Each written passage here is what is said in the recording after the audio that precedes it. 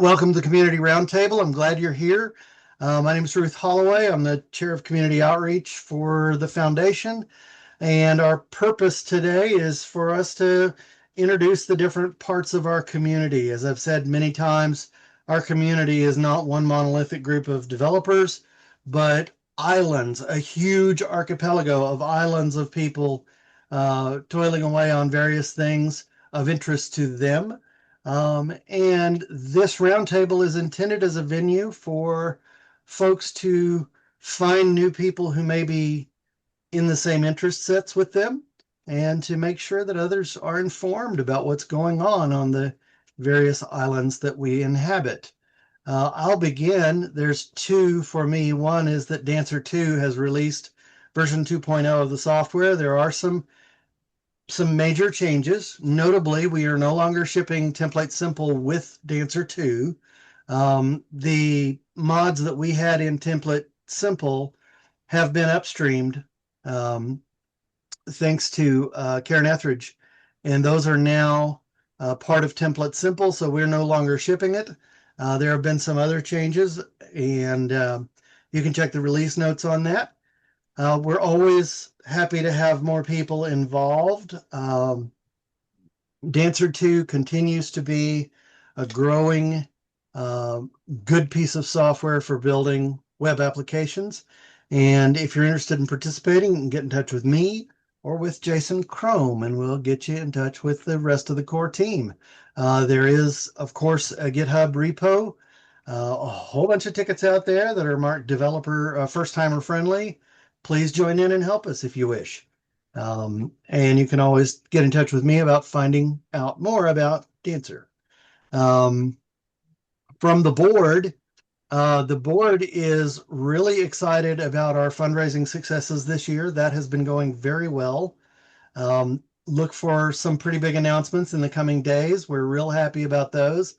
I know one came out on Perl.com, yesterday, Olaf? So, and I know two others in the pipeline now. So fantastic results. We are so happy right now with that. The board is migrating. We're just about done with the hard bits of migrating to Foundant Community Suite. Foundant donated a 4-year license for their Community Suite for donation and CRM management to the foundation. So we have moved on to that. I've got almost all the books on there. Everything but this month is in and done and balanced for the year. So I'm real pleased with that. And we're working on moving our donor management onto it as well.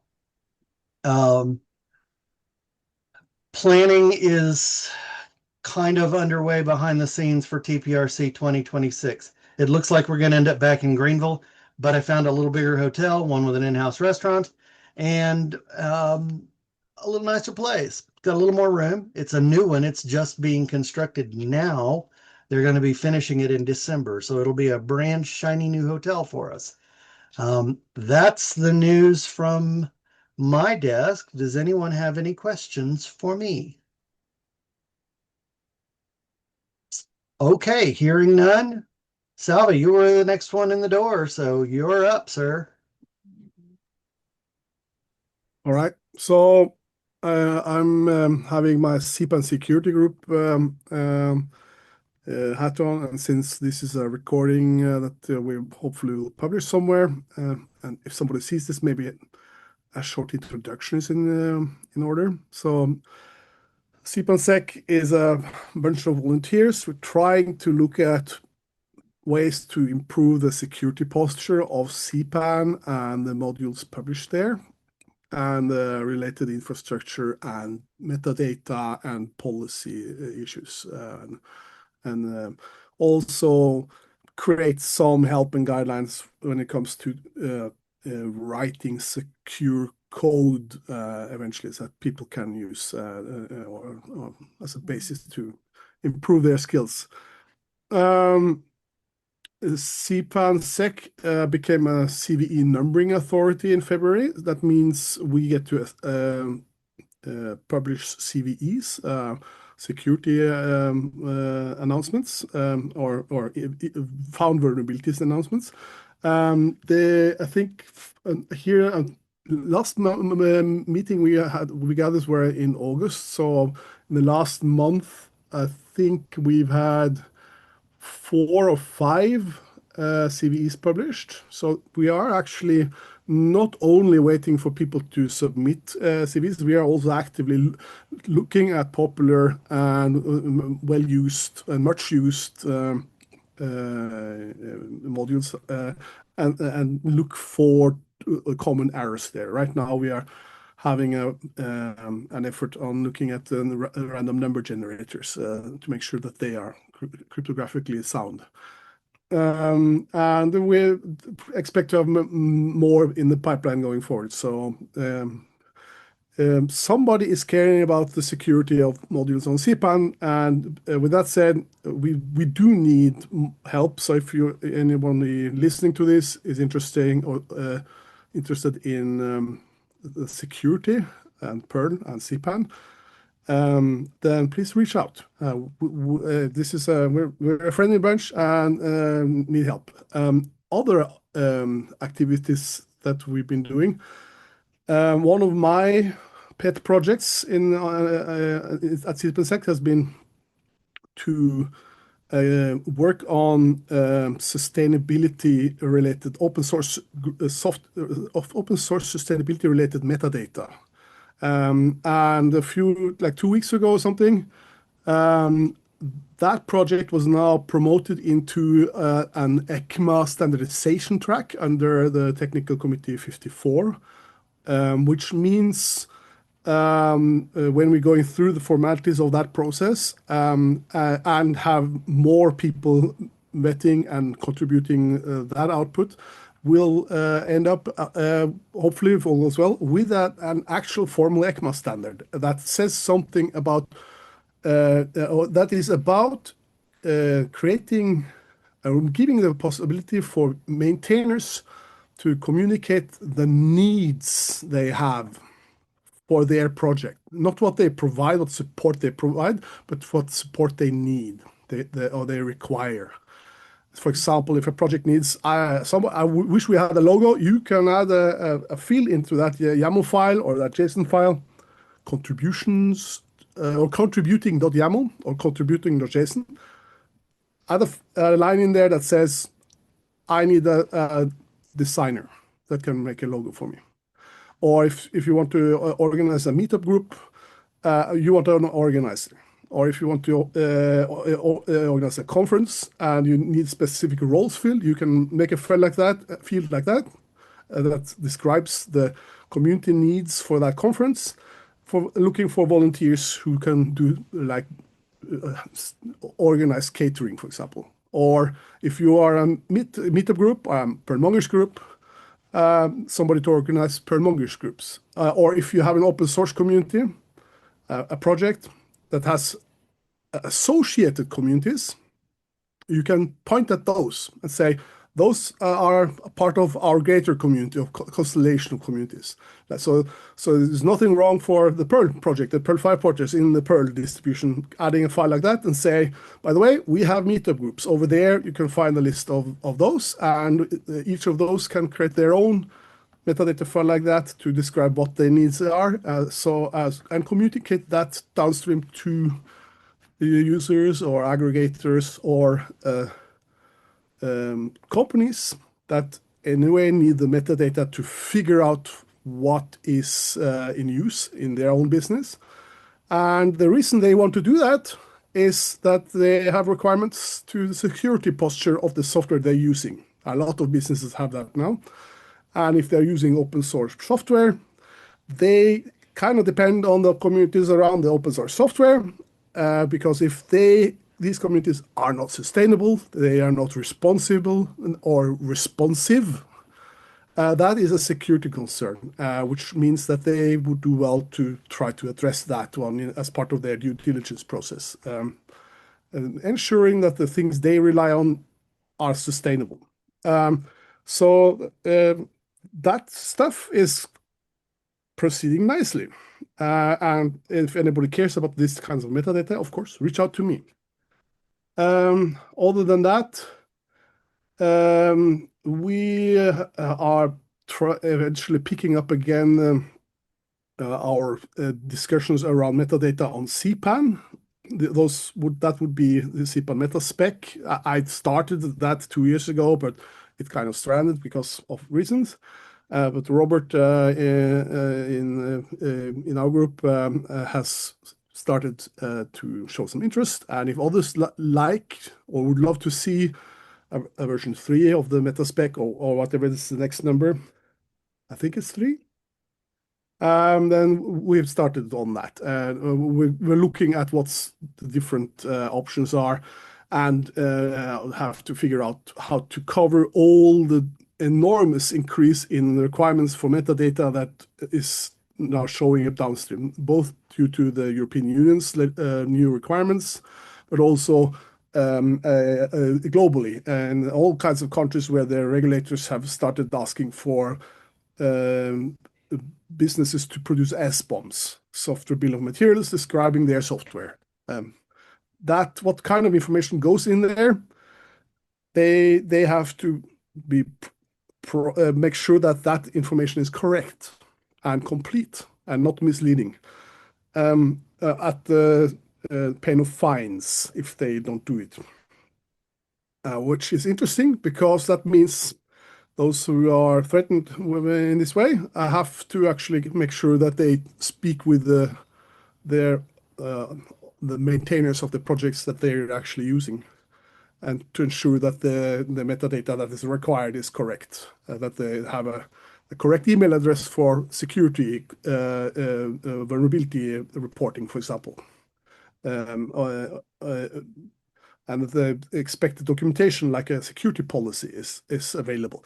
That's a huge topic in itself, and that has to be somehow kept track of in the metadata. And if that involves, to what extent that involves meta-YAML or meta-JSON, that's an interesting discussion. I'm one of those who think we should try to not expand it too much, but the requirements are huge. The amount of metadata is enormous. So that kind of we have to find a meaningful balance in what is best for the users and the maintainers, and the people who have to live up to the requirements from their regulators. And there's a lot more going on, but I'm not going to go into that. So please reach out. It's security.metacpa.org, and we have a quite active matrix channel where things are happening, so you can always drop by there and listen in or contribute.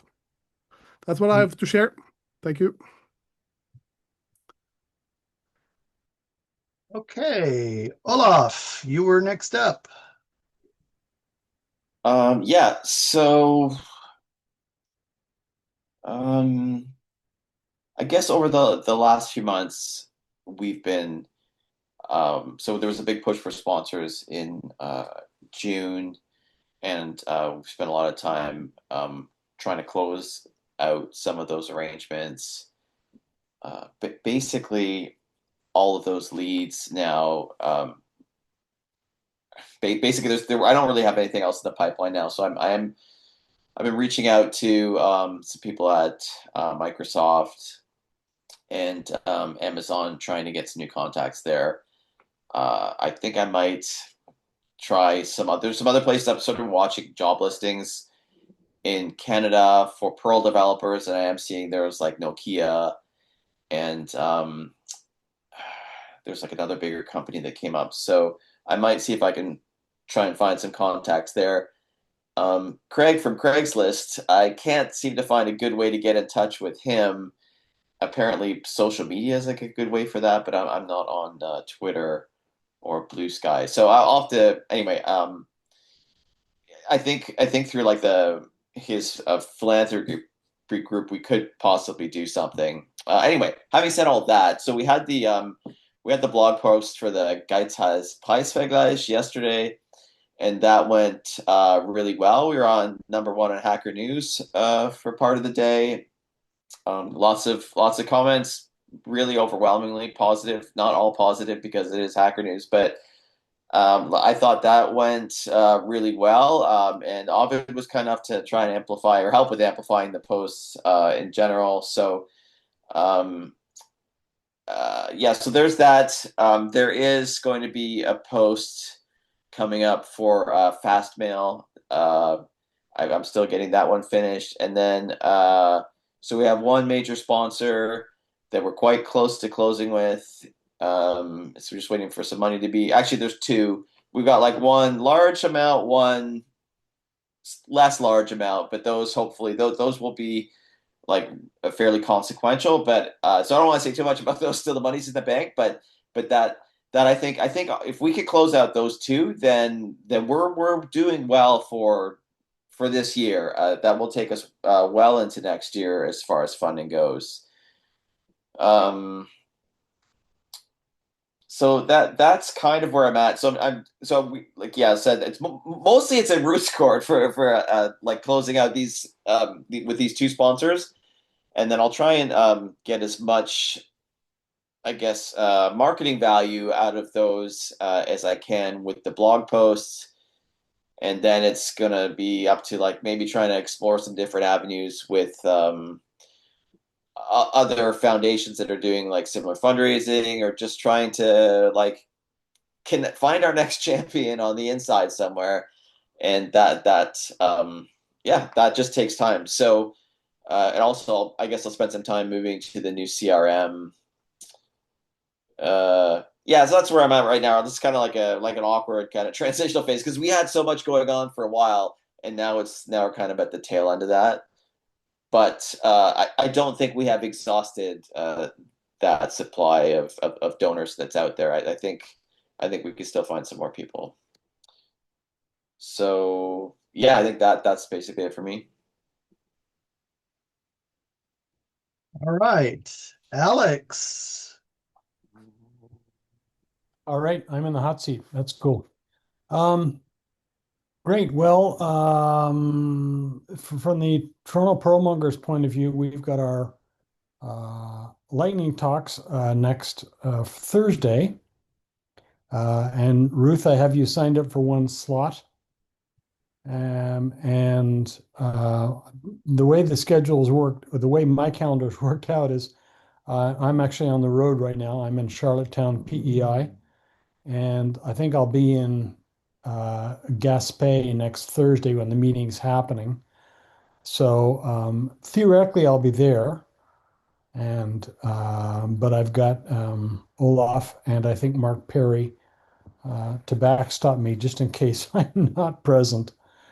And that's September. So we've gone from monthly to quarterly meetings, which means so September is one of our quarterly meetings.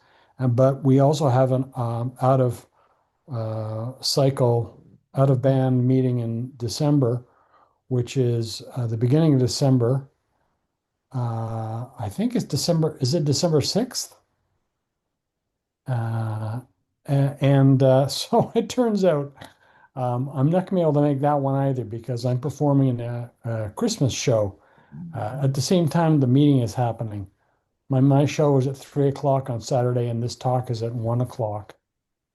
So I'm going to have to pass that on to somebody else. Anyway, let's talk about how Susie is using Perl, which should be interesting because, Perl, anyway, I won't yammer on about that, but that should be quite interesting. And then finally, we have our usual December social, which will not be an online event. It'll be an in-person event. And we normally held it at Say What, downtown Toronto. So it's a chance for a bunch of Toronto area folks to get together for, the holiday season. And I know that I updated one of the contact lines for our organization. All right, so we've got I think a lot of people signed up on the Luma website because we transitioned from Meetup over to Luma. But I was talking to Gabor recently, and he said, "Oh yeah, the link to to.pm.org doesn't work anymore." And I thought, "Oh, that's not good because that's part of my SIG." And so I need to look into what's happening with that. And I don't know.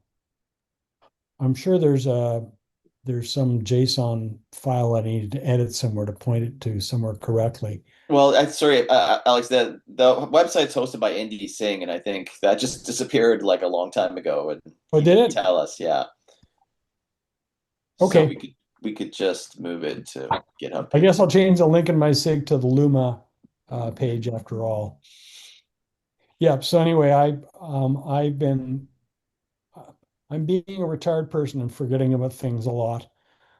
So I need to send out a blast for the lightning talk from the Luma website. So to tell people, okay, it's happening on Thursday.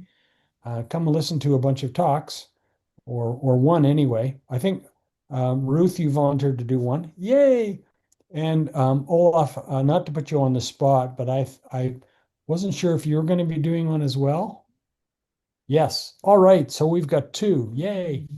And perhaps the blast I sent out from Luma will uncover a few more, which is terrific.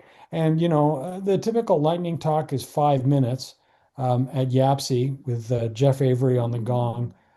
Our lightning talks are not strictly 5 minutes. It's supposed to be kind of a little bite-sized talk, and then there can be some Q&A afterwards. That's fine.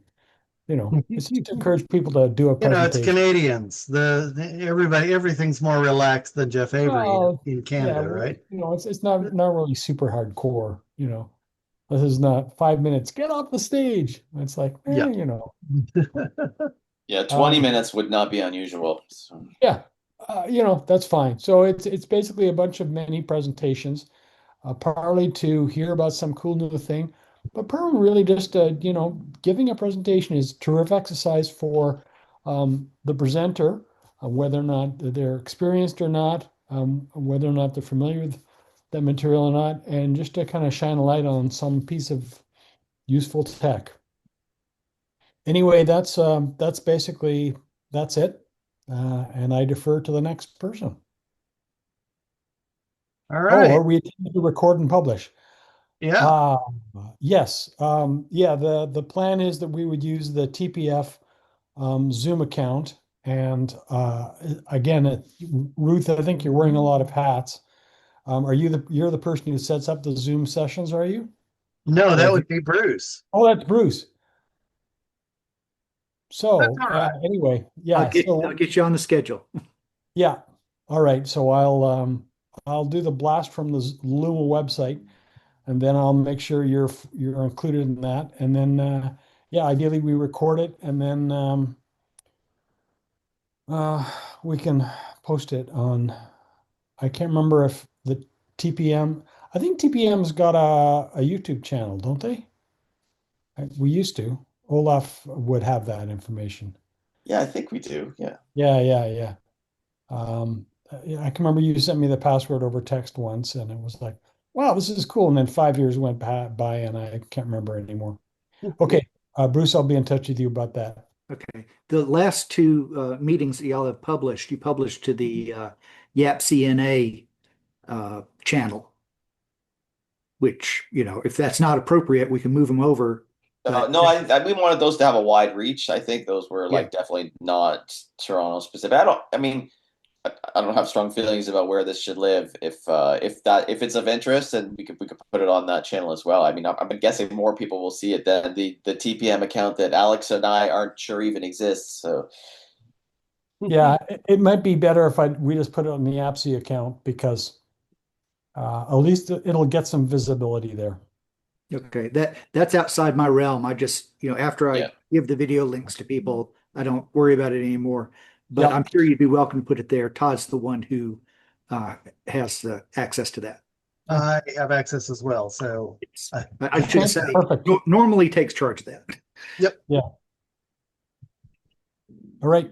Thanks. All right. On to the next person, You're up, Bruce. Okay. So related, Peregrine asked in the community channel, how are people running their ProMonger meetings? And I made it plain in my response to that we have this Zoom account that some people are using for some situations, podcasts, meetings they want to publish, and a call for, let me know if anybody has a use for it. Because if it doesn't conflict, it's a free resource that we're not making full use of. The Cyber Resilience Act that Salve is so affected by and spending so much time on is also, now speaking as a Raku person, has become a driving force in the decisions on forming a Raku Foundation. So that's in progress, although I don't have details on the details, but just the fact that it's become a factor, I thought was worth noting. The Raku AST branch that is now usable has a major contribution over the last couple of months from Fernando Correa de Oliveira, who's a great guy. I met at a conference. We got to actually be across from each other at a hackathon. And the AST allows you to get at the guts, but you need an API for those guts, and the AST query module is what he's been working on. The sample that I saw is at check time. So after all your code has parsed, at the point where you would normally in Perl get the compiler to say, yeah, it's good, it compiled okay, or not, or die if it didn't. You have opportunity to take an action in Perl. Well, in Raku, at that time, you can inject code into the AST. The example was to put exclamation marks at the end of all of your say statements. It's not wrapping the say in something, and then every time say gets called, it just adds exclamations to it. No, it's actually going through the AST that has been built of your program, and everywhere it sees a say, it tacks on the exclamations to the end of the string that was supposed to be output there. So that opens the door for all kinds of very beneficial hacking. And I look forward to playing with that and encourage anybody who is inclined to play with it, because it's a new opportunity to monkey with things in a way that we can't easily do in Perl. And the big one is that the new website, raku.org, has landed, and it's gorgeous. And I encourage everybody to look at it and tell us how gorgeous it is, or what got missed, or what you wish was there. That's it. All right. Emmanuel, how are things in France? Well, things are pretty busy, actually. We promoted the new version of Perl, 5.42. So we made posts on various news sites, and we're now trying to update our marketing material, because we have a booth at Open Source Experience, which is an event about free and open source, which will be on the 10th and 11th of December. And we decided that we wanted our marketing material to be updated, and we've given ourselves until the 1st of October to do that. So that's been what I've been doing these last few weeks, and I've realized that we have missed our window for doing the French Perl workshops. which usually happens in September or October, but now doesn't. I don't have enough time to plan it out. So that's another year without the French Pro workshop. And that's pretty much it. Okay, thank you all. We have a little bit of time for questions, if anyone has any for another of their peers. I have a few more points to add after Alex. Okay. Okay.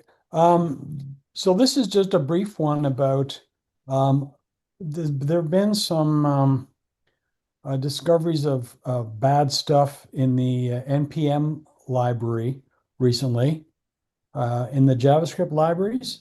It sounds, so I assume people know what I'm talking about. So I just wonder if there's, and this is, my intent is not, look at NPM.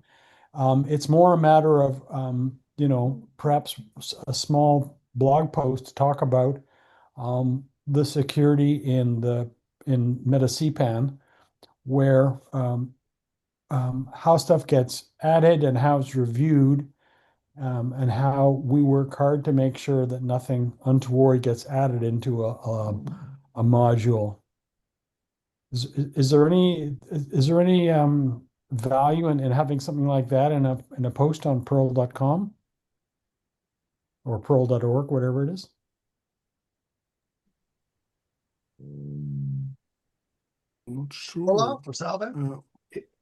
I think it highly depends on, a casual reader. Are they going to read what our safeguards are and think, Yeah. holy cow, these guys have got their act together, or, oh, I Correct. immediately see some exposures in that. Right. So my point is, it's, something that to reassure people, it's all about helping them understand that Perl is a good choice in terms of a language, but also in terms of the libraries that people can use coming from CPAN. And it's great to have some sort of security, a warm, fuzzy feeling about, we do look very carefully at all the changes that go into the modules, and the safeguards that we had that should prevent that kind of blockchain infection. I understand. I guess my concern is, since I personally don't know the details and am not automatically confident that we're any better than NPM, I may be missing some key part of the infrastructure, but somebody correct me if such an article would actually offer, like, what are the safeguards that make us better than the NPM problem? Yeah. I'm not sure. I'm going to throw in a few thoughts here. If I remember correctly, this was a vulnerability that happened through the use of GitHub Actions. And it had some code involved that made it copy from one repository to the next one. Like, it has some propagation facility in itself. I'm not entirely sure because I haven't looked into it hard. Now we have a bad and or good thing in these situations like this, and that is GitHub kind of sucks when it comes to supporting Perl and CPAN things. But if some of the CPAN or Perl projects that are out there uses GitHub Actions, they would do well to take a look at what they have, and if some of the actions they're using could be vulnerable. But what I don't think, like, yes, my main message in this situation would be each and everyone who has something on GitHub that uses GitHub Actions and their CI/CD pipelines for doing things need to know exactly what we're using. And if you are using an action that is hosted by another user or by GitHub itself or whatever, then you are trusting that person or that organization in the same way you would be trusting another Perl or CPAN author publishing on CPAN. And all kinds of questions like that. It's good to trust people, but you need to verify also. Like this is the one thing I like what Ronald Reagan said. You should trust, but also verify. And if we don't do that, we are trusting blindly, and that's a bad plan when it comes to the security of things. So, but if this is worth a blog post, maybe, I don't know. Yeah, I don't know. It just struck me as something that was current, and I thought it might have value. Anyway, to just want to throw that out there. It's a good suggestion and worth join us in the CPAN Matrix channel and throw some ideas around it with us, and we can probably put together something for the Perl.com or the CPAN Security Group blog. So, but we are all volunteers. So if you feel this is interesting enough that you want to actually make something happen, then please come. That would be awesome.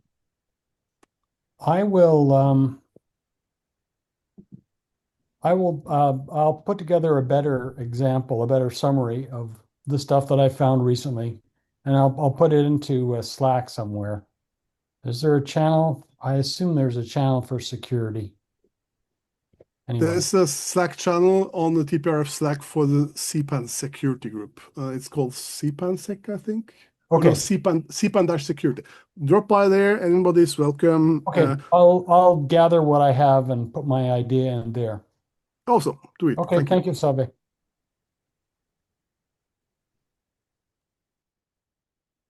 Okay, anything further? Salva, you had some bits to add, perhaps. Yes. So it's September, soon October, and that means a couple of us on the TPRF Slack usually start thinking about preparing for next year's FOSDEM conference in Brussels, Belgium.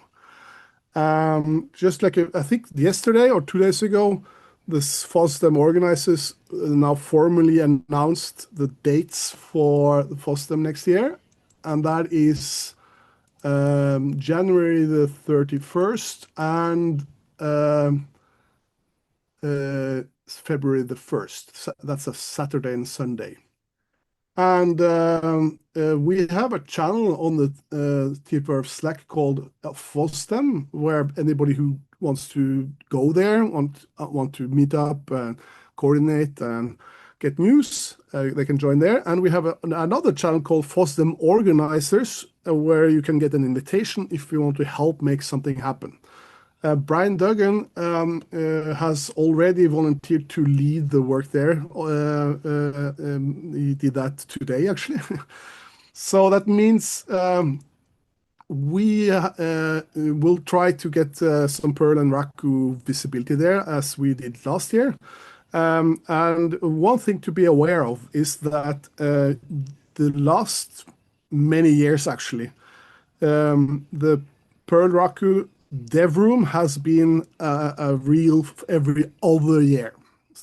In 2025, this February, we did not have a dev room, which means a day or half a day of content, a track that we organize. We did not have it. We only had a stand where Brian and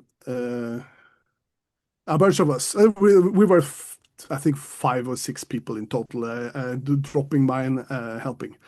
We got a nice location and shared stickers and put up posters with Raku stuff on it, and had conversations with lots and lots of people. It was really fun. Next year, in February 2026, there's a very good chance we get to have a dev room.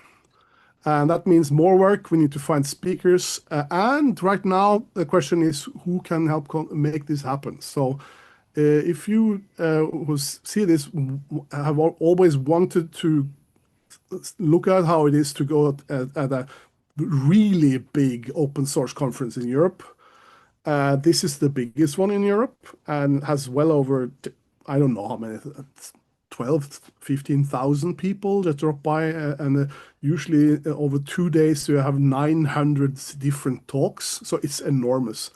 So being part of organizing a group, a community, makes the whole experience 10 times as awesome, at least. So this is a fantastic way to get not just be part of the masses, but make something happen. And I urge you to show up and tell if you want to help. We will be looking at making things that worked last year. I expect that we'll be trying to repeat those learnings and make it better. So more posters, better stickers, and show off some really good talks. But we need help, as always. Anybody who wishes to contribute, please show up and go join the FOSDEM channel on the TPRF Slack. Reach out and ask, how can I help? And you'll get invited within a short order. This work basically starts now-ish, like end of September, because we'll have to figure out what to do, scale our level of ambition by how many volunteers we have, and figure out what's going on. So the earlier you join, the better. That's my extra message for today. Thank you. All right. Any additional messages from any of our subcommunities for the good of everyone? I'm still looking for Perl Advent Calendar submissions. Okay, I would definitely hit Jason Chrome up if you've got a direct line to him. If you don't, I'll get you one. Oh no, yeah, we've been because he is quite justifiably amped about Dancer 2. So he's put a lot of work into it. There was a whole new, basically a complete docs rewrite, funded through a grant from the foundation that he's quite proud of. And you could probably wheedle an advent calendar entry. Yeah, I did publish a post for him on Perl.com this week about Dancer 2 as well. So yeah, thank you. I remember seeing that. All right. Anything else going on? Do we know yet when Toolchain Summit is going to be and where? Do we have any words on that? So no and no, but I think there's a good chance it might be in Vienna. But that hasn't been decided yet, as far as I know. But also, we probably won't know any dates till January or February. Like whenever the organizers send out a spreadsheet for the first wave to vote. So the first wave will vote on the dates, and then whatever dates align best, those will be chosen. And then the first wave will elect the second wave, and then the second wave will elect the third wave. So. As a first-time attendee this year, I'm kind of hoping I end up in one of those waves again, because I really I got so much out of this year's conference. That's so yeah. So if you've already been there, you will be on the list of people who can be invited to a wave. So. Oh well, sweet. You're sort of you're in the cabal at one of the levels. So. I am in the club now. Yeah. Toolchain was just. And it was go from can until can't, and surprisingly, I didn't get a lot of code written. I was busy connecting, and I mean, Salva and I were up until the wee hours one night, just talking about security and all of this that he's been on. And it's just it was such a good trip for me. I hope to get the opportunity to do that again. There is some a little bit of buzz about the potential of a Perl workshop, a North American Perl workshop in February, March, probably in Greenville. At the hotel where we had the conference this last year, they are really, really interested in having us back, and we could do that really inexpensively and have a nice weekend workshop there. So keep your ears to the wire about that. I should know more by next month, but I'm hoping to pull that together, and we should know hopefully by this time next month where the next conference is going to be. We're down to the last couple of possibilities there. All right. Is there anything further for the good of the community? Hearing nothing, thank you all for being here. I appreciate your presence and your contributions. I appreciate all that you do for Perl and the communities that you inhabit. And we will reconvene here in a month's time. We'll see you next month.